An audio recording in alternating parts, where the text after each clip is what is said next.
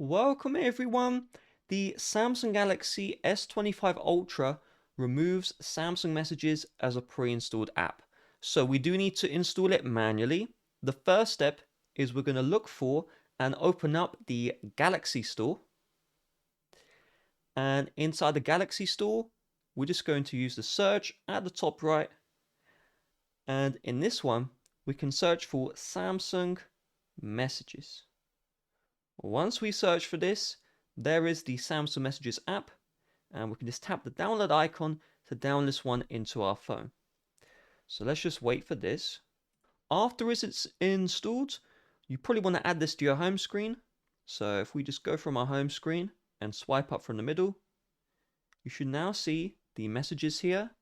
So we'll just long press this one, release when we see this menu, and then we'll add to home, and then it goes on our home screen. You can always long press, drag and drop if you want to move it. When we open up messages, we need to allow all of the permissions. So just allow these permissions like this.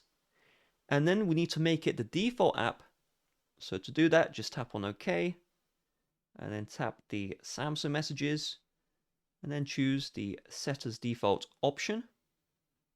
And now, there we go. We are in business. If you've somehow messed up setting the default app correctly, you can always go into your settings and then just look for apps and then choose default apps. I'm covering that quickly as most people probably won't mess that up, just in case. There you go. Now real quick, YouTube don't promote my videos like they used to. So if you found this video useful, it really would mean the world to me if you hit the like button down below and just left a comment saying, hey, I found this video useful, thank you. Have a nice rest of your day. Bye bye.